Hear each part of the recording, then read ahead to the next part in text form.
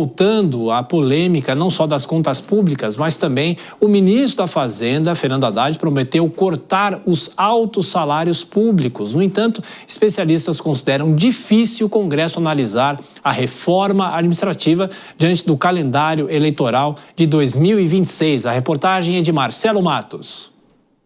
A urgência da reforma administrativa não é novidade nos gabinetes de Brasília. A surpresa ocorre pela proposta a ser defendida agora pelo PT. Avalia o especialista em contas públicas, Bruno Lavieri. O economista lembra que Lula completou mais de 10 anos à frente do Executivo e nunca mostrou empenho pela discussão, que mexe com o funcionalismo público. É um pouco de cortina de fumaça, né? Acho que para tirar um pouco da atenção em cima da barbeiragem do IOF, né? Que foi de fato uma barbeiragem. O governo está buscando receita desesperadamente e não pensou, né, no efeito colateral que essa elevação do IOF poderia ter.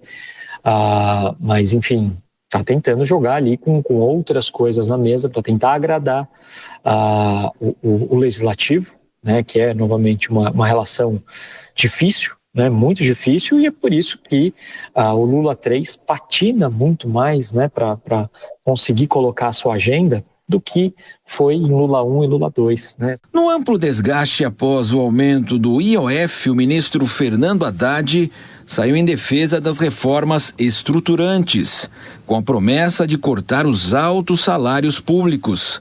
Lavieri lembra que, para ter sucesso, o tema deveria ter sido enfrentado no início do mandato e agora o custo político praticamente inviabiliza a tramitação no Congresso do próprio governo, que convive com a queda de popularidade. Custo político que hoje ele não consegue bancar, né? Não vou dizer às vésperas, né? Mas muito mais próximo da eleição. Né? Então, seria de fato gastar, né, bala política com isso agora não seria muito racional. Por isso que a gente não acha que reforma administrativa tem chance, né, de avançar com um conteúdo ali minimamente razoável até o fim desse mandato. O diretor-presidente do Centro de Liderança Pública, Tadeu Barros, reforça que o Brasil não muda nada em sua máquina administrativa há 30 anos.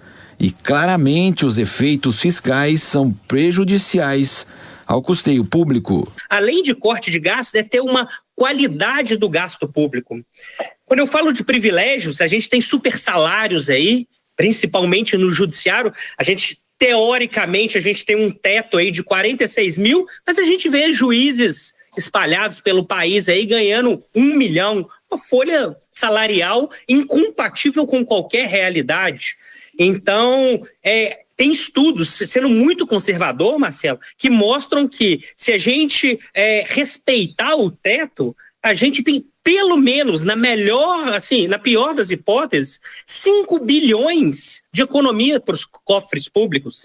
5 bilhões, só para a gente ter uma ideia aqui, o orçamento atual do Ministério do Meio Ambiente, a gente está num ano de COP, num ano extremamente olhando para a parte ambiental, é de 4 bilhões e meio. Barros descarta caças bruxas ao funcionalismo e lembra que os super salários representam apenas 0,23% da folha pública. Primeiro, moral.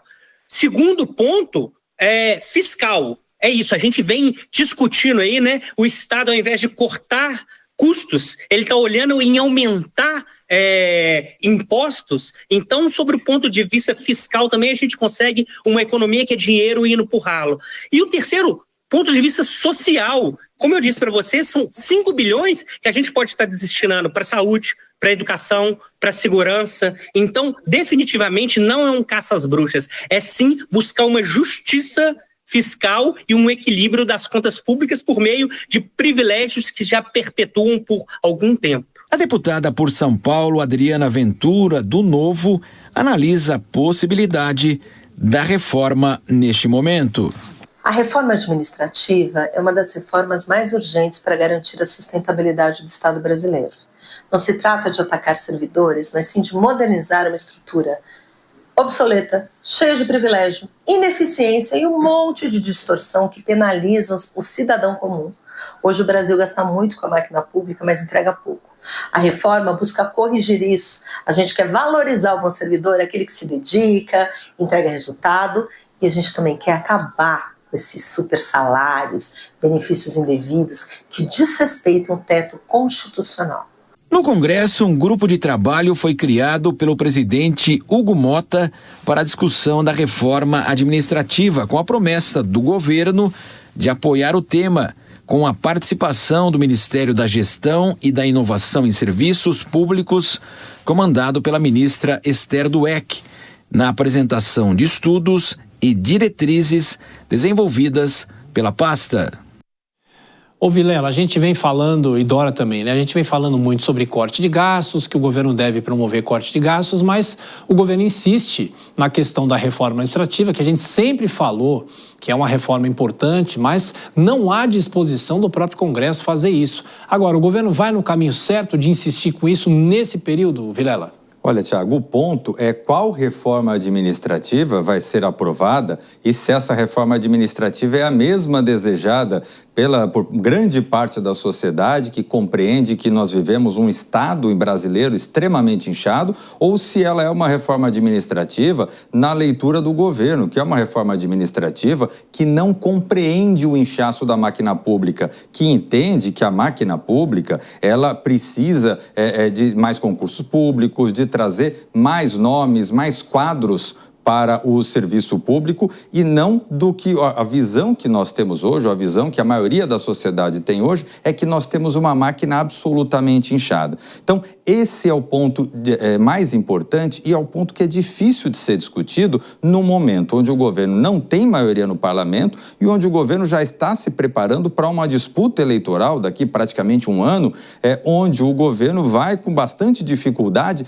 tentar se reabilitar politicamente, num cenário onde os índices de aprovação são realmente muito baixos e o governo não precisa, não deve se interessar, talvez, por temas que possam acabar suscitando algum tipo de má interpretação por parte da sociedade. Ô Dora, em algum momento do seu trabalho como jornalista em Brasília, claro que você acompanha ainda o Congresso Nacional, você em algum momento achou que a reforma administrativa de qualquer governo, que sempre isso vai e volta, em algum momento essa reforma poderia ser aprovada ou tinha mais condições políticas para ser aprovada ou não?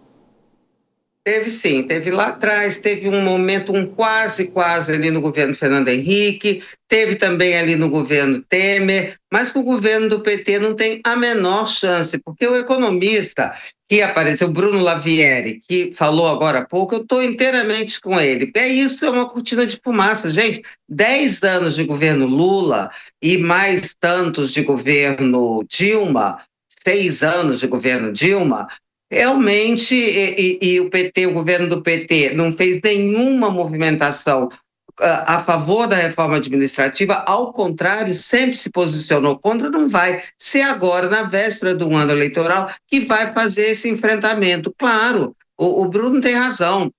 Enfrentamentos desse porte se faz no início de governos, quando você tem força política. Ora, se o governo vai fazer agora, quando não tem força política, e vai defender, vai despender esforços num tema contra o qual ele sempre se posicionou, evidentemente que não. Então, tudo isso é uma conversa mole, que não adianta, que sabe, a gente só não precisa mais ficar fingindo que a gente acredita, porque aí o governo finge que apoia a reforma administrativa e não tem cabimento a gente ficar fingindo que acredita. Já